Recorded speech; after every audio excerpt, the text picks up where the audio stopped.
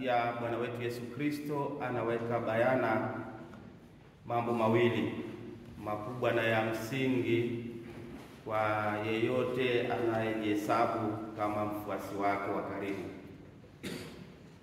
Na mambo hayo mawili yanatoka katika neno lake hili. Kwanza, anaposema mtu akinipenda atalishika neno langu, na Baba yangu atampenda, nasi tutakuja na kukaa kwake na kufanya makao kwake.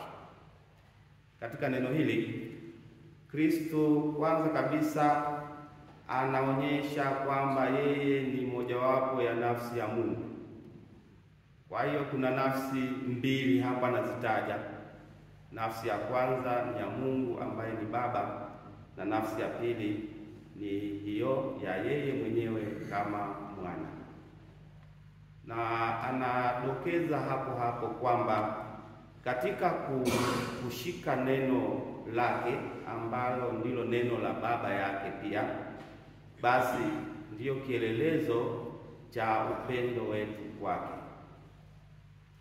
Kristo ametufundisha kupendana sisi kwa sisi kwa jinsi ambavyo yeye mwenyewe aliamua kujitoa kwa ajili ya wadhambi, kujitoa kwa ajili ya dhambi za ulimwengu.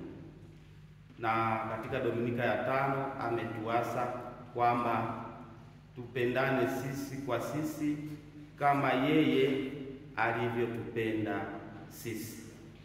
Na kwa hiyo akatuachia amri hiyo ya yeye mwenyewe kama kipimo cha upendo kati yetu. Lakini leo anasema tunapaswa kumpenda yeye sasa.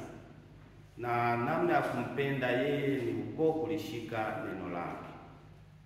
Tumuombe Mungu atusaidie tuweze kuwa zealous katika kulifahamu neno la Mungu, katika kujifunza mafundisho ya Bwana Yesu, na tujaliwe neema na nguvu ya kuweza kuliishi hilo neno, kwani ndiyo kielelezo cha upendo wetu kwake, lakini pia ndiyo namna ambayo inatukutanisha na Mungu kwa kiasi cha juu, kwa kiwango cha juu.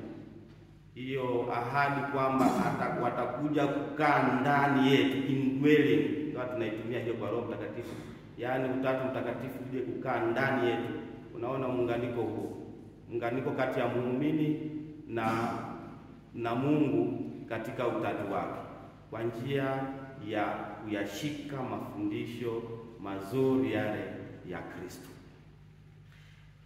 Neno la pili ambalo Kristo analiweka bayana linatoka katika yale maneno tuliyosikia mwisho, anaposema lakini huyo msaidizi, huyo Roho Mtakatifu ambaye Baba atampeleka kwa jina langu, atawafundisha yote na kuwakumbusha yote niliyowaambia.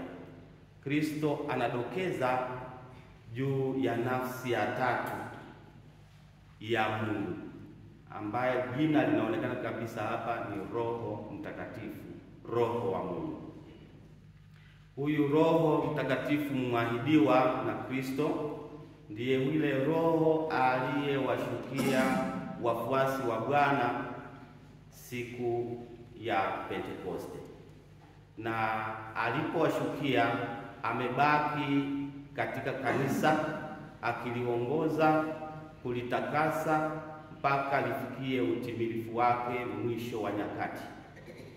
Na si tu kanisa kama mwili wa Kristo, kanisa la fumbo la mwili wa Kristo, lakini huyu Roho Mtakatifu ndiye anatujaza sisi, anakaa ndani ya nyoyo zetu, ndani ya roho ya muumini wa Bwana. Na mtaguso wa pili unasema anakaa ndani ya roho ya muumini wa Bwana kama katika hekalu.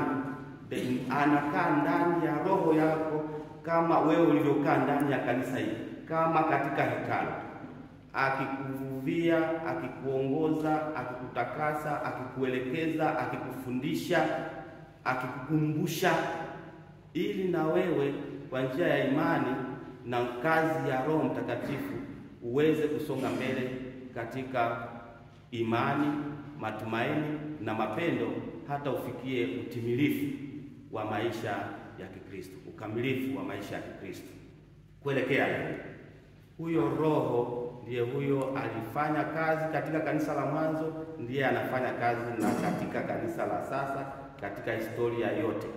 Huyo Roho Mtakatifu ndiye aliyemchochea Paulo akiwa na Barnaba kule Listra, akahubiri kwa namna ile, akapata hekima ya namna ya kuwahubiria wale Wayahudi na mataifa ambao hawakuwa Wayahudi kule, wakaguswa namna ile. Ndiye huyo Roho ambaye kwa njia ya Paulo alimponya yule kiwete pale Listra. Ndiye huyo Roho ambaye alimuongoza Paulo akafanya kazi ya kitume kwa ufanisi zaidi, akitenda kazi pamoja naye. Mimi na wewe tumejaliwa hiyo tunu ya kuwa wafuasi wa Bwana. Basi mwaliko uliopo ni huo, kwamba kama ni hivyo basi kila mmoja ajitahidi kuyajua na kuyaishi au kumpenda Kristo kwa kuishi mafundisho yake.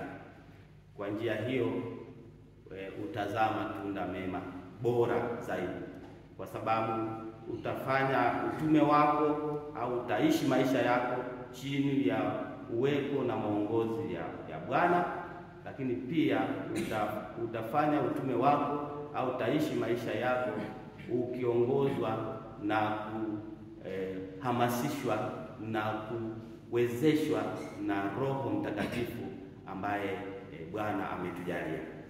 Basi hilo lituweke wenye furaha daima, tusiache kamwe tukaona mafundisho ya Kristo ni magumu. Tukazane kuyashika, kuyajifunza kwanza, kuyashika na kuyaishi, lakini tusiache kila mara katika safari yetu ya maisha kumwomba Roho Mtakatifu. Tuna sala nzuri ile, uje Roho Mtakatifu, uzienee na kadhalika. Ile sala ni nzuri sana.